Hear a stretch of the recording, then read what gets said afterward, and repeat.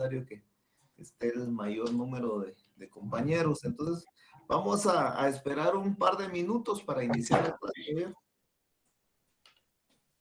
Si alguien tiene algún comentario o alguna duda, pues con mucho gusto yo aquí estoy a sus órdenes. Para quienes, algunos que solicitaron revisión, vamos a realizarla al final de clases. Oyeron, vamos a terminar unos 15 minutos antes y para quienes pidieron revisión, entonces con mucho gusto vamos a hacer la revisión así.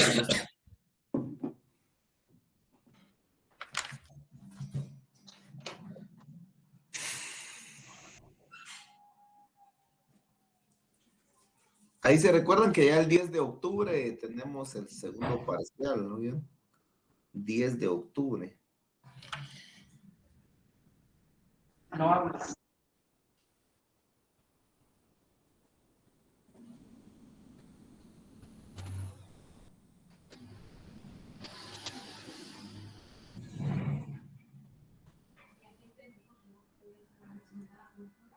¿Por qué? Ah.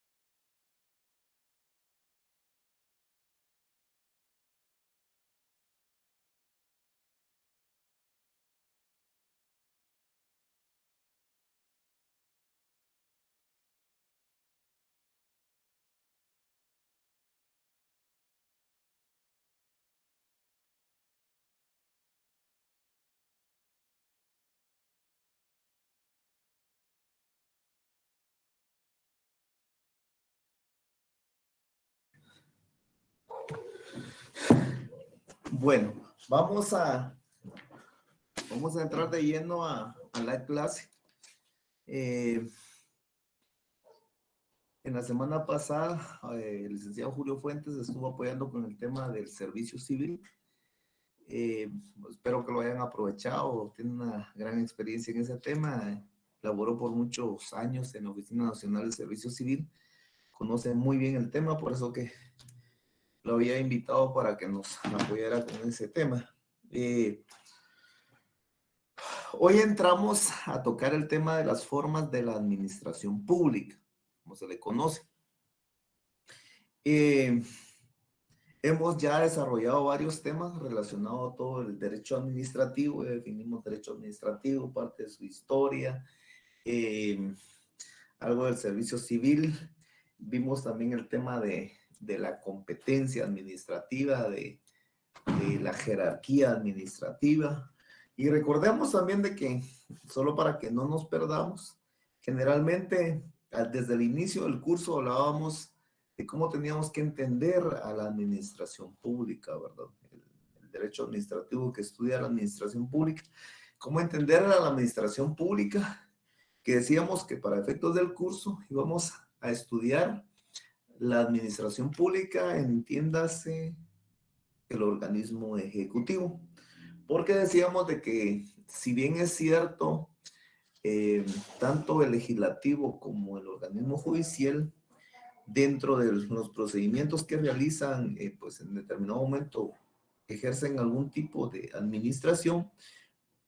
No obstante, la especialidad de cada uno de los organismos, por ejemplo, el judicial, pues el tema de administrar justicia, el del organismo legislativo, pues el de emitir las leyes, y del ejecutivo, pues específicamente administrar. Entonces, cuando hablamos de administración pública desde el punto de vista formal, pues nos referimos específicamente al quehacer del organismo ejecutivo.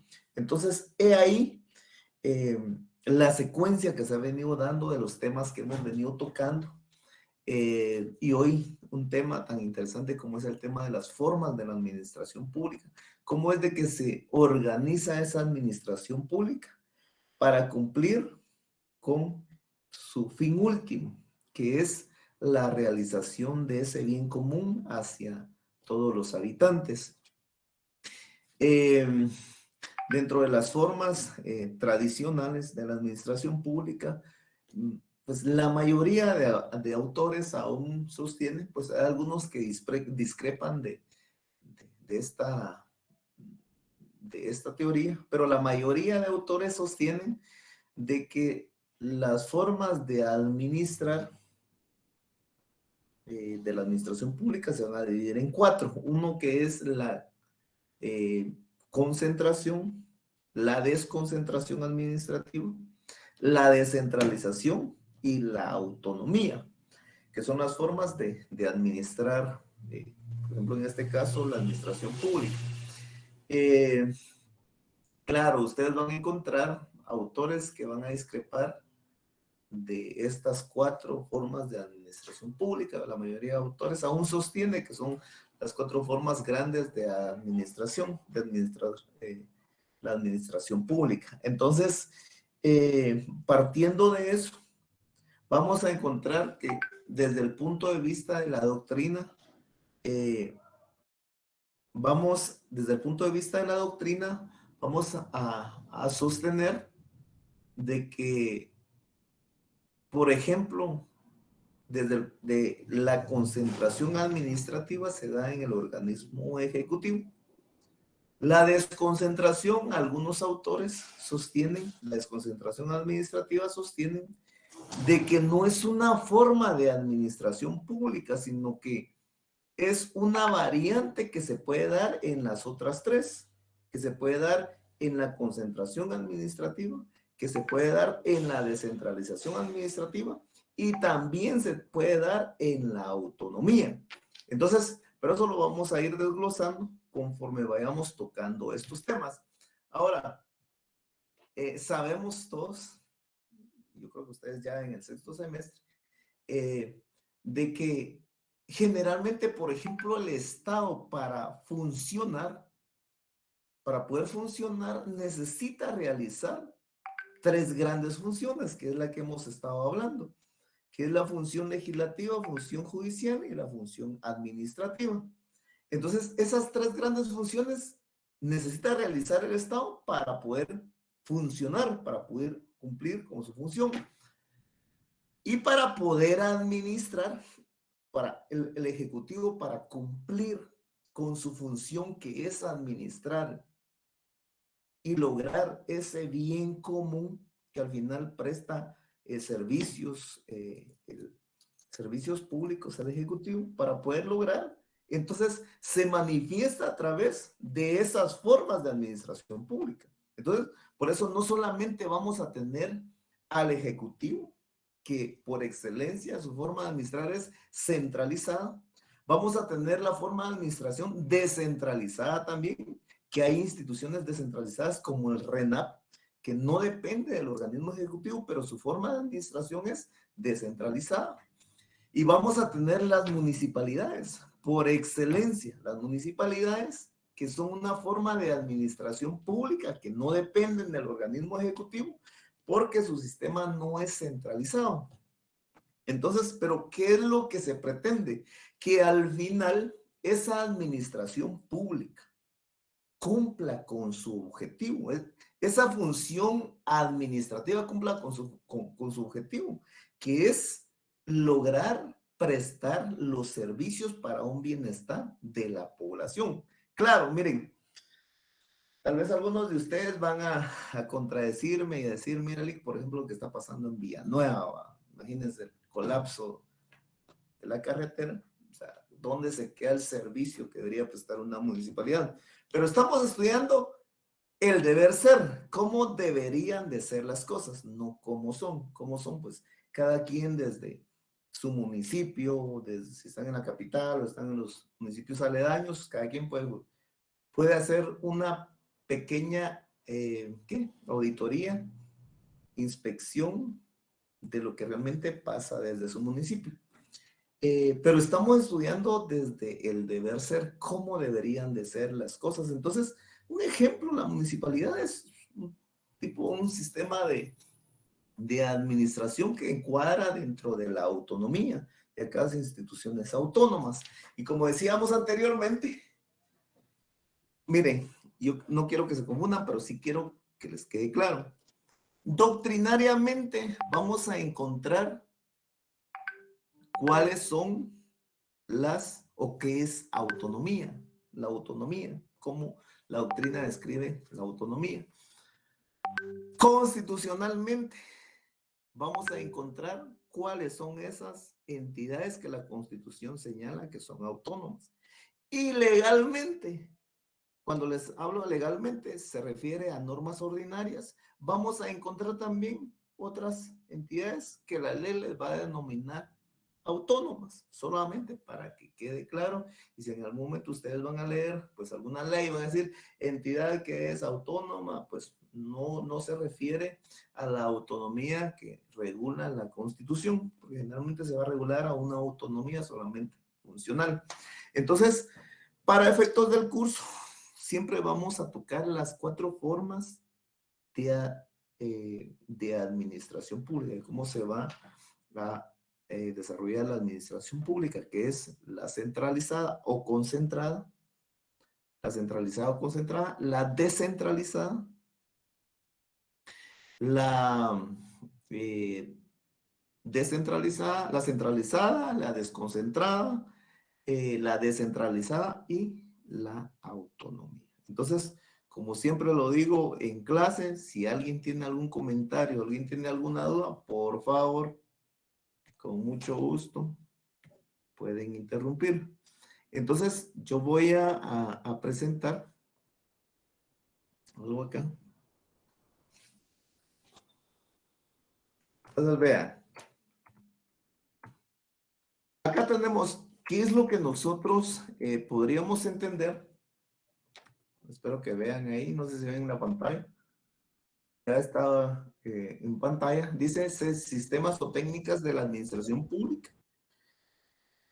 Que a esto también le llamamos o sistemas o técnicas de la administración pública, o podrían ser también formas de cómo está organizada la administración pública, formas de organización administrativa. Entonces, dice que el ejercicio de la función administrativa que el Estado realiza para la consecución de sus fines requiere la organización de los elementos, tanto humanos como materiales, a fin de lograr su mejor utilización.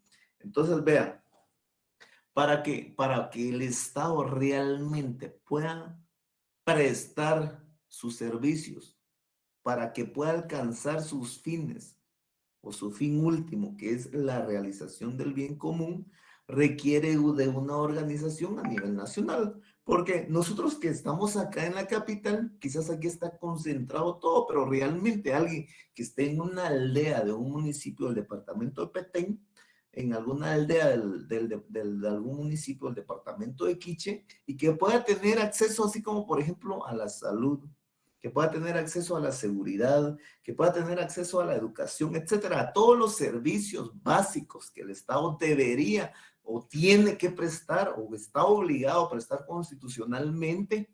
Es decir, para poder alcanzar eso, el Estado, y cubrir esas necesidades, pues hay necesidad de organizarse a nivel nacional. Entonces, ahí es donde entran esto de las formas de organización administrativa, cómo está realmente organizada esa administración para poder alcanzar ese fin. Y ahí es donde la dividimos, como les decía anteriormente, en concentrada, desconcentrada, descentralizada y una administración autónoma.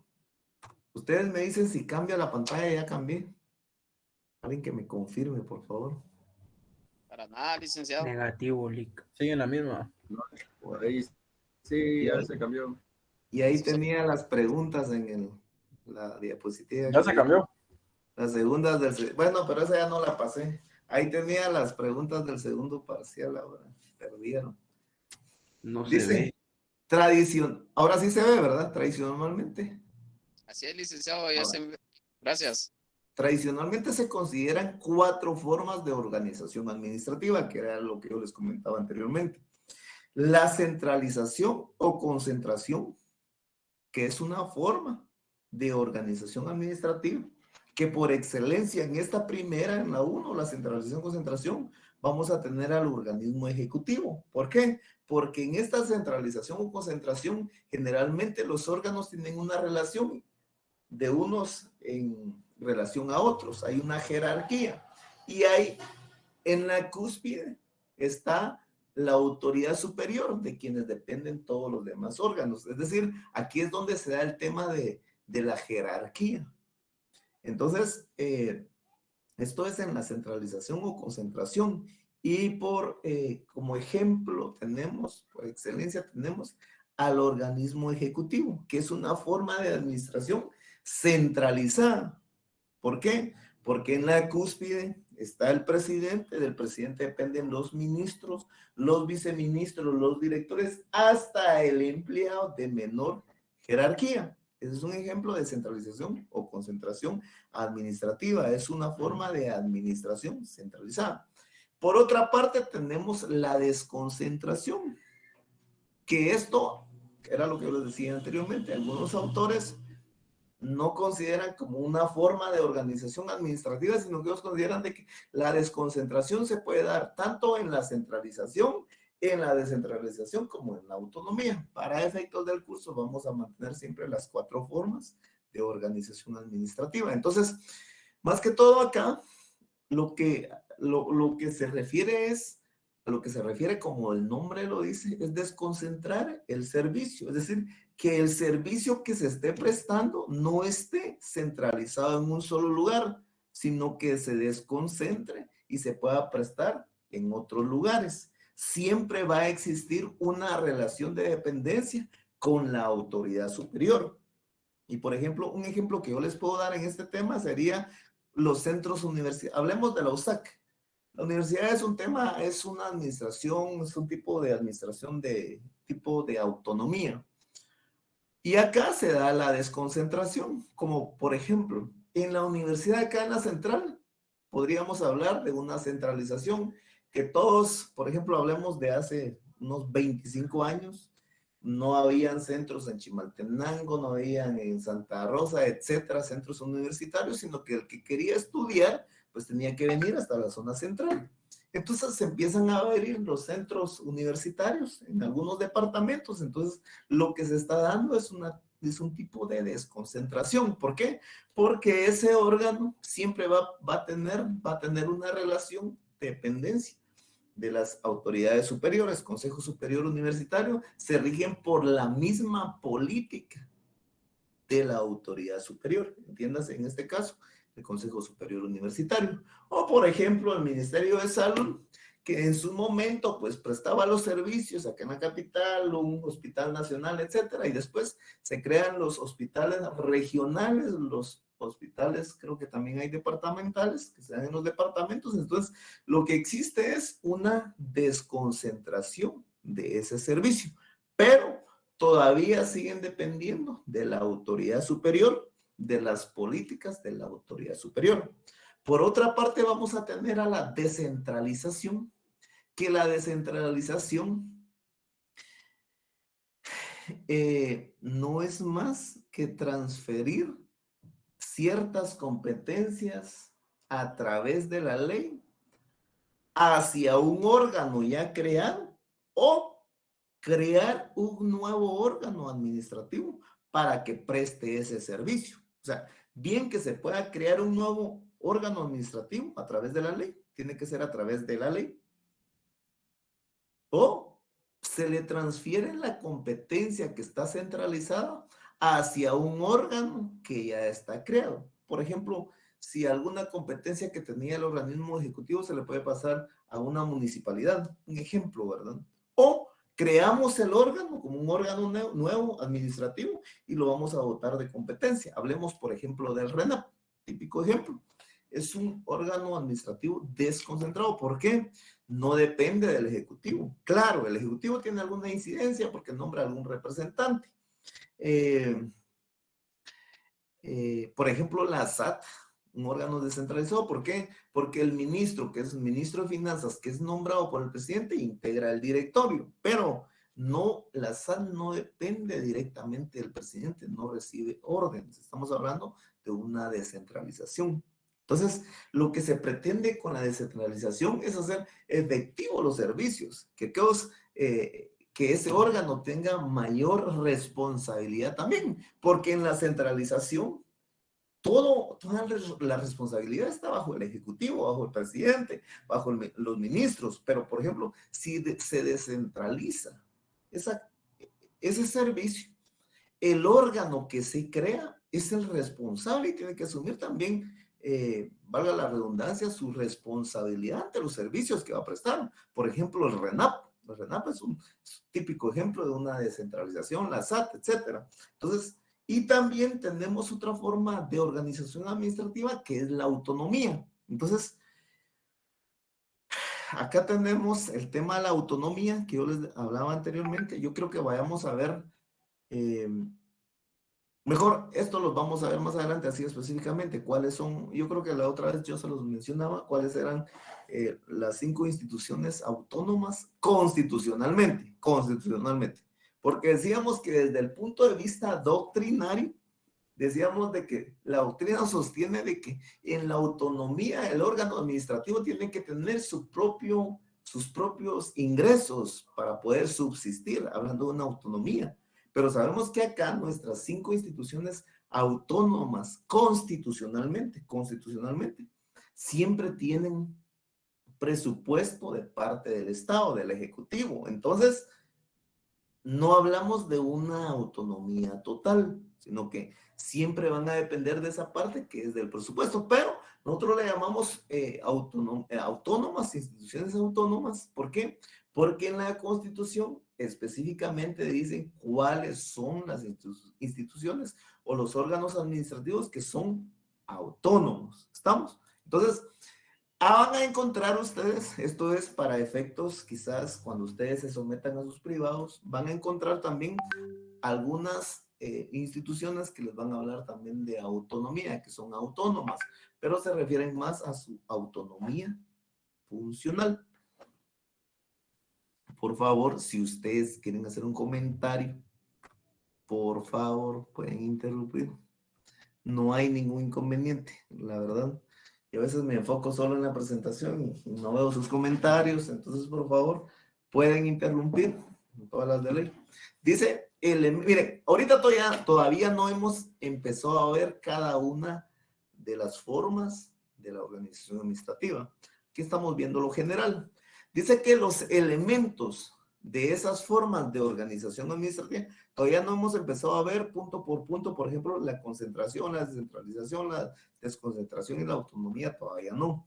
Ahorita vamos a tocar el tema de los elementos de las formas de organización administrativa. ¿Cuáles son esas partículas que componen eso que nosotros le llamamos formas de organización administrativa? Entonces, dice que por un lado están las potestades, facultades o poderes. Esto se refiere a la competencia que la ley le otorga a cada uno de los órganos administrativos. ¿Estamos? Inciso A. Inciso B.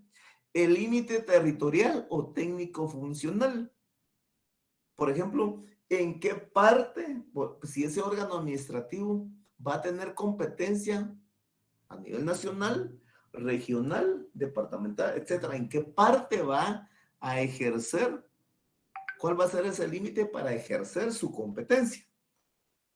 Entonces, por ejemplo, en el caso en el caso de Guatemala, la ley establece, la Constitución establece que su forma de administración es nacional, regional y departamental. Nosotros vamos municipal. Entonces vamos a encontrar los municipios, vamos a encontrar las gobernaciones a nivel departamental, vamos a encontrar los consejos de desarrollo regionales y vamos a encontrar también una organización a nivel nacional. Entonces, ese límite que en determinado momento se le va a poner a cada órgano administrativo también es parte de uno de los elementos de las formas de esa organización administrativa. Otro elemento también es el tema de la jerarquía, que esto es lo que se da específicamente en el sistema de administración concentrado. Hablemos específicamente del organismo ejecutivo, que hay una jerarquía, presidente, ministros, directores, etcétera. Otro de los elementos de las formas de organización administrativa son las modalidades. ¿Cuáles son esas modalidades? Que era lo que hablábamos anteriores. Tenemos la centralización, tenemos la descentralización, tenemos la desconcentración y tenemos la autonomía. Entonces, lo que tenemos en pantalla se refiere a los elementos. Recuerden que el tema general es las formas de organización administrativa. Estamos hablando de las formas de organización administrativa. Todavía no hemos empezado a ver cada una de las formas. Ahorita vamos a entrar a ver al tema de la concentración administrativa, pero estamos hablando de las formas de organización administrativa. Y uno de los elementos que componen estas formas de organización administrativa es lo que tenemos en pantalla: las potestades, las facultades, el límite territorial o técnico funcional, la jerarquía, las modalidades, etcétera. Y después, ahora sí, vamos a dar una definición de lo que entendemos por las formas de organización. ¿Qué es lo que entendemos cuando hablamos de las formas de organización administrativa? Que es nuestro tema central el día de hoy. Recuerden que el tema que empezamos hoy se refiere a las formas de organización administrativa. Y en pantalla tenemos una definición que dice que son las formas o el modo que adopta para el ordenamiento y estructuración de las partes que integran el organismo ejecutivo y las entidades que ejercen funciones administrativas. Es decir, aparte del ejecutivo, también se refiere a las entidades que ejercen funciones administrativas, como las municipalidades, como las entidades descentralizadas, que habíamos puesto el ejemplo del RENAP. Dice que integran la administración estatal con la finalidad de lograr la unidad de la acción. ¿Cuál es el objetivo de estas formas de organización administrativa? Lo que se pretende es lograr la unidad de la acción, dirección y ejecución, evitar la duplicidad de los esfuerzos y alcanzar el fin del Estado. Es decir, lo que se pretende con estas formas de organización administrativa es que el Estado alcance al final su fin supremo, que es la realización del bien común o del bien público. Entonces, estas formas de organización administrativa, como decíamos, la concentración, la desconcentración, la descentralización y la autonomía, lo que pretende es de que el Estado alcance al máximo prestar sus servicios. Que si acá el presidente no puede llegar hasta tal departamento, no puede ver las necesidades, pero para eso tienen los gobernadores departamentales. Pero si el ejecutivo no puede prestar todos los servicios, están las municipalidades que tienen su competencia y están más cerca de los vecinos. Entonces, que si en determinado momento se vuelve demasiada burocracia que el ejecutivo preste todos los servicios, entonces que sea el RENAP quien extienda los documentos personales y que se especialice en ese tema. Entonces, lo que al final se pretende con esas formas de organización administrativa es llegar de una mejor forma hacia el guatemalteco, hacia la persona, hacia los gobernados. Entonces, eso es lo que estamos, pero recuerden, estamos hablando del deber ser, cómo deberían de ser las cosas. ¿Cómo son en la práctica? Pues ya cada quien sacará sus conclusiones. Entonces, sigamos. Entremos a hablar de la centralización o concentración administrativa. Vean, hablamos aspectos generales de las formas de administración, de organización administrativa. La primera es la centralización o concentración administrativa. Dice que en esta forma de organización administrativa, dice que la relación jerárquica juega un papel importante. Une en línea vertical a los órganos de diferentes niveles de la administración centralizada y en la línea horizontal a los del mismo grado. Por ejemplo, en el caso de los ministros, ¿verdad? Horizontal. Pero acá en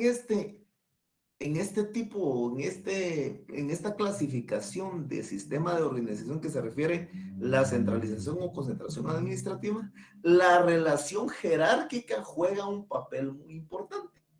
¿Estamos? Porque hay una línea vertical que une a los órganos unos en relación de otros. En este ejemplo, por excelencia, es el organismo ejecutivo. Es un tipo de administración centralizada o concentración administrativa. ¿Por qué? Porque en la cúspide está la autoridad superior, que es el presidente.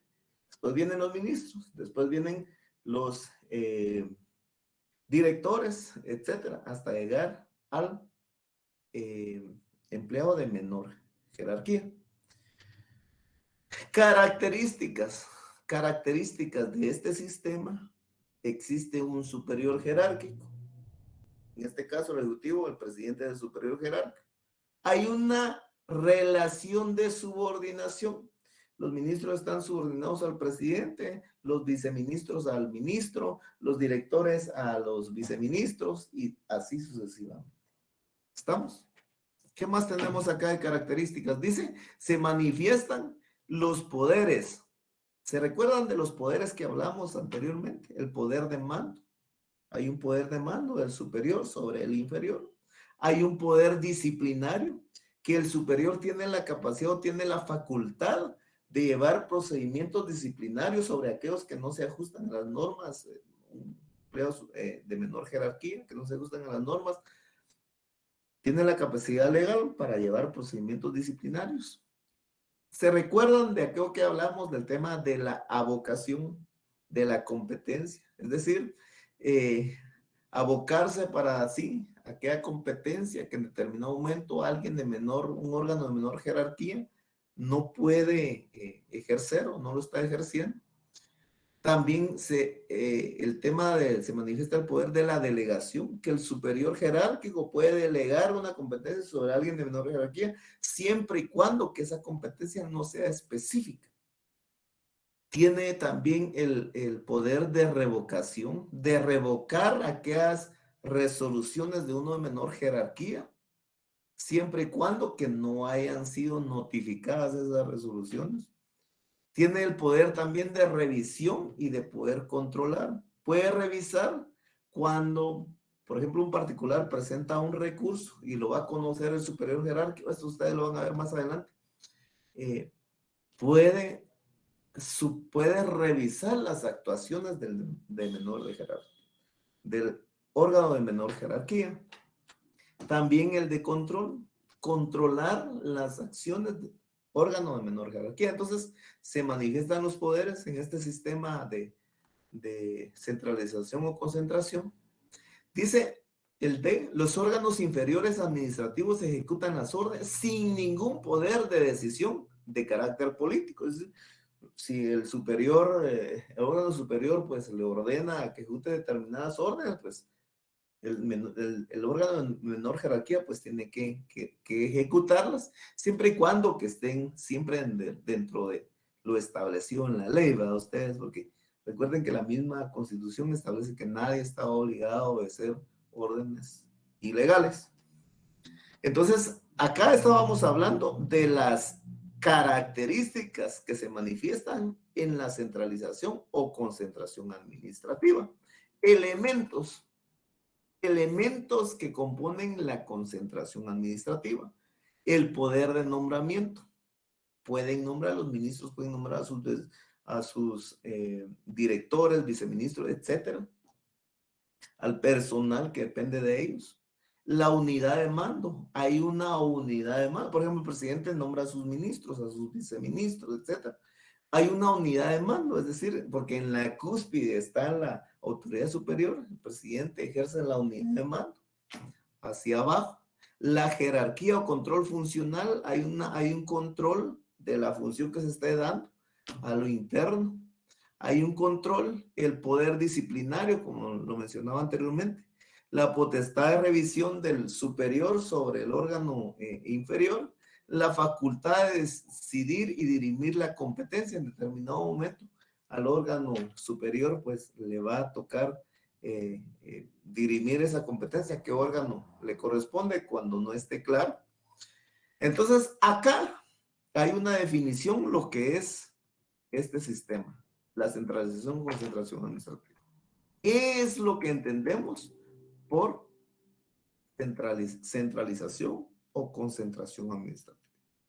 Dice que es el sistema o forma de organización administrativa que se basa en la concentración del poder. Subrayen esto, concentración del poder. Entonces, concentración del poder de mando. Es decir, en este tipo de sistema hay una concentración de poder, del poder de mando. Y en la jerarquía, hay una jerarquía en la que se encuentra concentrado en una persona todo el poder de mando y decisión, y que ocupa el más alto grado dentro de la pirámide jerárquica de la administración. Acá, ¿dónde se concentra el poder o en qué persona se concentra el poder?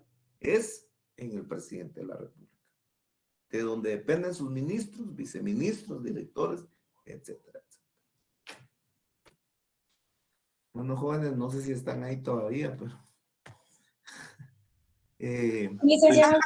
Licenciado. Sí, seguimos, licenciado. Bueno, entonces, mire, pues, ahí terminamos con el tema de la concentración administrativa. No sé si alguien tiene algún comentario, una pregunta, algún aporte, con mucho gusto. Si no, pasamos al tema de la desconcentración administrativa.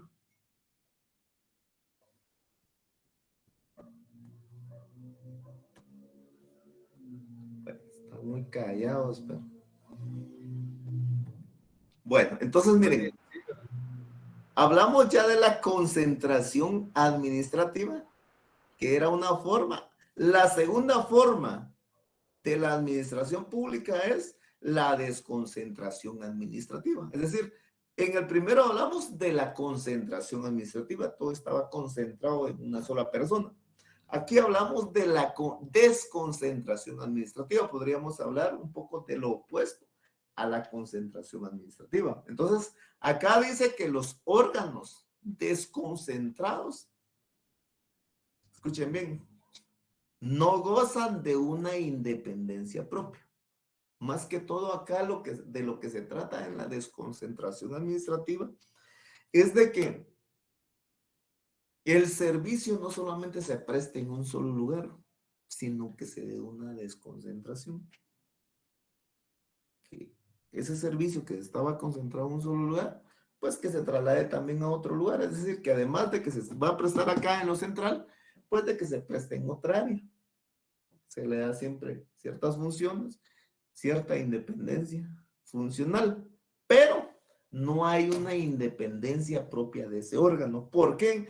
Porque sigue dependiendo del órgano superior, de la autoridad superior, sigue dependiendo. Aquí no hablamos de una descentralización ni de una autonomía, sino que simplemente se traslada, si el servicio que se estaba prestando aquí en la capital, lo vamos a desconcentrar y lo vamos a prestar en un municipio y lo vamos a prestar en otro departamento también, no solamente en la capital. Y ese órgano administrativo que se creó en otro departamento siempre va a seguir dependiendo de la autoridad superior, que es del presidente. Entonces, por ejemplo, el Ministerio de Salud, un ejemplo, sus servicios de salud, se abrió un, ¿qué? Les digo yo, un hospital regional de Quiché. O sea, el servicio ya no solamente, los habitantes del departamento Quiché ya no tienen que venir a la ciudad capital para que en el Hospital Roosevelt, en el Hospital San Juan Nacional, San Juan de Dios, se presten los servicios, sino que también allá se le puedan prestar los servicios. Pero esa dirección o ese director va a depender siempre del ministro. Entonces no hay una independencia total, sino hay una facultad técnica más que todo que se le da para prestar los servicios. El otro ejemplo que yo les daba era, por ejemplo, la Universidad de San Carlos de Guatemala. Prestaba acá sus servicios, educación superior, acá en la central, pero alguien quería estudiar, tenía que venir hasta acá, pero se empezaron a abrir los centros regionales, se empieza a desconcentrar para que no esté concentrado todo acá. Entonces, al final, como les decía anteriormente, estas formas de administración pública, lo que pretende, miren, la idea es buena, porque lo que se pretende es llegar al final al gobernado, llegar al final a la persona. ¿Para qué? Porque no es igual que alguien estudiara, digamos, viniera desde un municipio de Petén, venir, digamos, se tendría que venir a la capital, vivir acá, alquilar, gastar más, a que pueda viajar un par de horas de su municipio, o si vive, digamos, en la cabecera departamental de Petén, pues acudir ya al centro, al CUDEP, Centro Universitario de Petén. Igual en los departamentos. Entonces lo que se hace es se desconcentra el servicio que se presta solo en un lugar y se lleva hacia otros lados. Otro ejemplo, por ejemplo, en las municipalidades es las famosas minimunis. ¿Ustedes conocen alguna? Está la municipalidad donde podemos acudir todos, pero se empiezan a crear algunas minimunis en otras zonas, donde el vecino ya no tiene que viajar media o una hora para ir hasta la central, a la muni central, sino que va a una mini muni, donde también les prestan los servicios que le podrían prestar en la muni central. ¿Estamos? Dice, una facultad eminentemente técnica, puesto que en esta variante de administrar no desaparece del todo la jerarquía administrativa.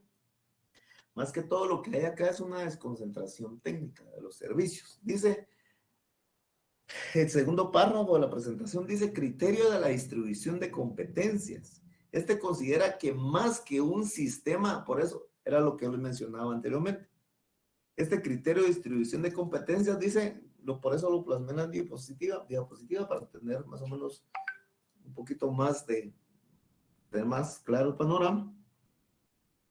Dice, este considera que más que un sistema de organización, es la delegación de competencias administrativas hacia órganos enmarcados en un determinado sistema.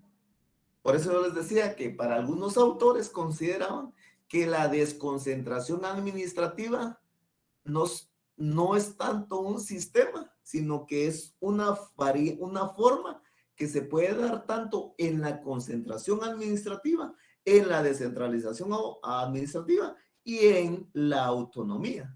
Se puede dar la desconcentración. Por eso fíjense de que les puse el ejemplo de las minimunis. Les estoy dando un ejemplo de la desconcentración en una entidad autónoma. Entonces, en parte tienen razón los autores que no consideran a la desconcentración administrativa como una forma de administración administrativa, sino que es una variante que se pueda dar en las otras tres. Porque, por ejemplo, este criterio dice que sostiene que más que un sistema de organización, es una simple delegación de competencias administrativas hacia órganos enmarcados en cualquiera de los otros 3 sistemas que hemos señalado. Características.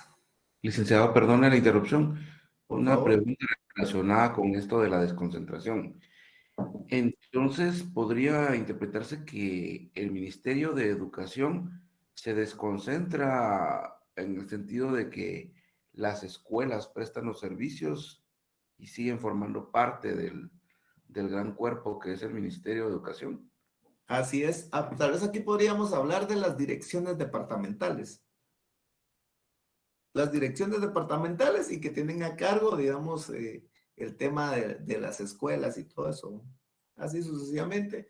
Por ejemplo, el ministro, los viceministros, direcciones departamentales y así hasta los directores de las escuelas o institutos que existan, ¿no? Pero sí es una forma también de desconcentrar el servicio básico que es el tema de la educación, ¿no? Es un ejemplo también. Gracias, licenciado. Bueno, entonces, características de la desconcentración administrativa. Dice que más que un sistema, es una figura jurídica para desconcentrar las acciones de cualquier sistema. De cualquier sistema, estamos hablando del sistema concentrado, del sistema autónomo, del sistema descentralizado. Dice, independencia de su presupuesto. A veces le asignan presupuesto a esa dirección, tiene un presupuesto y su patrimonio. Hay una independencia. Pero existe el nexo de jerarquía. Es decir, aunque tenga su presupuesto, es ese hospital, esa dirección de hospital, pero el director siempre va a depender de la máxima autoridad, en este caso del ministerio, que es el ministro. Igual, por ejemplo, el Ministerio de Educación, el director departamental, pues va a depender siempre. Hay una relación de dependencia siempre del ministro de Educación. Diferente es cuando veamos el tema de los órganos descentralizados, que ellos no van a depender, por ejemplo, de un ministro, no van a depender del presidente. La forma de conformar sus autoridades superiores, pues generalmente son órganos colegiados, están integrados por la máxima autoridad, a veces se llama directorio, como en el caso de la SAT, junta directiva, generalmente son órganos colegiados que están compuestos por 4 o 5 representantes de diferentes sectores. ¿Estamos? Entonces, acá en la desconcentración, siempre hay una relación de dependencia hacia la autoridad superior. Otra de las características dice que cierta independencia técnica del órgano desconcentrado, hay cierta independencia. Se le da una independencia. Y el órgano desconcentrado depende de otro órgano administrativo, como yo les decía anteriormente. Diferente es un órgano autónomo que no depende de nadie. Diferente es un órgano descentralizado que no depende de ningún otro órgano. Entonces, en el órgano desconcentrado dice que sí va a depender siempre. Por ejemplo, hablábamos director, depende del ministro. Dice el superior en esa jerarquía mantiene la potestad de nombrar al personal directivo y técnico. Ventajas de la existencia, dice. La acción administrativa es más rápida y flexible. Más rápida, ¿por qué? Porque ya no tienen que venir, por ejemplo, a la MUNI central, ya no tienen que venir hasta la capital, hasta la Universidad Central, porque ya el servicio está más cerca de la persona, del gobernado, y se espera, debería de ser más rápido, más flexible, porque en lugar de atender aquí a todos, pues se va a ir a un departamento, va a ser menos personas a que tendría que atender en ese departamento, ¿verdad? Dice, la acción administrativa se acerca a los particulares, que es lo que yo les decía, se acerca a los particulares, en lugar de viajar 500 kilómetros de Petén hacia la capital, pues ya el servicio llega hasta ese departamento. Entonces, es el órgano administrativo, es el servicio el que viaja hacia el particular. El servicio público mejora y es más económico. O sea, si se abren, por ejemplo, hablemos de las MUNIs, si se abren varias mini MUNIs, por ejemplo, yo la vez pasada tenía que ir a entregar algunos avisos de unos traspasos de bienes a la municipalidad de de Villanueva. Ya no fui a la central, fui a un centro comercial donde hay unas minimunis. Entonces, me gustó el servicio. Por eso debería de mejorar el servicio, debería ser más económico, porque si solo en la central se presta, pues se van a hacer las grandes colas, tiempo, parqueo que voy a gastar, etcétera, etcétera. Entonces, desventajas, dice. Se resuelve y se presta el servicio con favoritismo político. A veces también se da ese tema. Se aumenta la burocracia y el gasto público. Eso sí también es cierto, porque tenemos que contratar más personal, tiene que haber, hay más gasto público, hay más burocracia, se agranda más todavía el órgano administrativo, el Estado. Dice que hay incapacidad técnica de sus funcionarios. Pues en este caso yo leía este comentario por el tema de que a veces no son tan especializados quienes prestan los servicios, aunque no podemos generalizar. Por ejemplo, vemos de un hospital, a veces se espera de que, por ejemplo, en un hospital nacional como acá en San Juan de Dios, el Roosevelt, pues estén los mejores médicos. Quizás en un departamento pues no van a estar los mejores médicos, tampoco podemos generalizar, pero está dentro de una de las desventajas. ¿Qué más tenemos con esto? Procedimiento para establecerlo. Para establecer cómo se establece la desconcentración administrativa. Se puede dar por normas ordinarias, alguna norma que pueda crear el Congreso y que ahí se establezca de una vez, a crear un hospital, etcétera, una dirección, o por disposiciones directas por el órgano. Por ejemplo, el ministerio puede crear sus órganos administrativos a través de sus normas internas, por medio de normas administrativas pura y simple. En el reglamento interno de ese ministerio, en un acuerdo del Consejo Superior Universitario, en un acuerdo del Consejo Superior Universitario, etcétera, etcétera, etcétera. Entonces, ¿cómo definimos la desconcentración administrativa? Dice que es una forma jurídica de descongestión, se descongestiona administrativamente. Como el ejemplo, lo que hablábamos anteriormente, se descongestiona. ¿Por qué? Porque ya no se va a prestar en un solo lugar el servicio, sino que podemos prestar el servicio en varios lados. En la cual se otorga al órgano desconcentrado, al órgano que se va a desconcentrar, determinadas facultades de decisión limitadas. Son limitadas porque siempre van a depender de las políticas del órgano superior y un manejo independiente de su presupuesto, maneja su presupuesto, o de su patrimonio sin dejar de existir el nexo de jerarquía. Hay un nexo de jerarquía con el órgano superior y el órgano que lo crea. Bueno, después vamos a quedar hasta ahí, jóvenes. Hasta ahí llegamos con el tema de la desconcentración administrativa. Si alguien tiene un comentario, algún aporte, con mucho gusto, yo los escucho. Realmente son temas bastante extensos, como son las formas de administración, formas de organización administrativa, y que es fundamental. Miren, para sus privados fijos les van a preguntar. Lean el texto, cualquiera de los textos, léanlo, y van a entender mucho mejor. Yo les estoy dando un resumen de esto, ahí van a entenderlo mucho mejor ya con esto, pues, y ustedes leen, creo que van a entender mucho mejor. Esto les va a servir bastante, no solamente ahorita. Yo les decía al inicio del curso, creo que el 95% de los que salimos, los que nos graduamos en determinado momento, tenemos que asesorar en la administración pública. Pasamos por la administración pública asesorando, y no digamos, pues, algunos que llegan a ser funcionarios públicos. No hay mejor forma que entender esto, el tema de la administración, cómo está organizada la administración pública. ¿Cómo? ¿Por qué sabemos de que existe una municipalidad, existe un órgano descentralizado que no depende del Ejecutivo, etcétera, etcétera? Entonces, leamos, por favor, leamos. Miren, el examen lo van a ganar, y lo pueden ganar. Allá de ustedes, si contestan en grupo, 2, 3, etcétera. es rollo de ustedes. El problema es si realmente están entendiendo, están aprendiendo, porque uno de los filtros grandes va a ser para sus privados. Entonces, y ahí no va a existir ninguno, o no va a estar ninguno de los maestros con ustedes en el momento que tengan las dudas. Por eso les digo, pregunten, aporten, no tengan pena, no tengan miedo, de eso se trata y para eso estamos. Yo me quedo hasta ahí.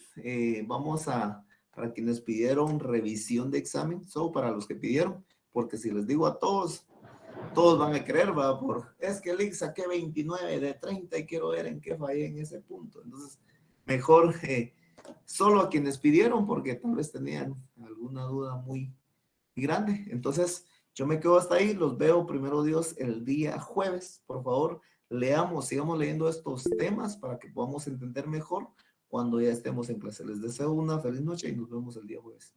Para quienes necesitan revisión, pues se quedan acá y unos 5 minutos empezamos la revisión. Gracias, compañeros. Gracias, Feliz licenciado. noche, licenciado. Bendiciones. Feliz noche, Lick. Feliz noche.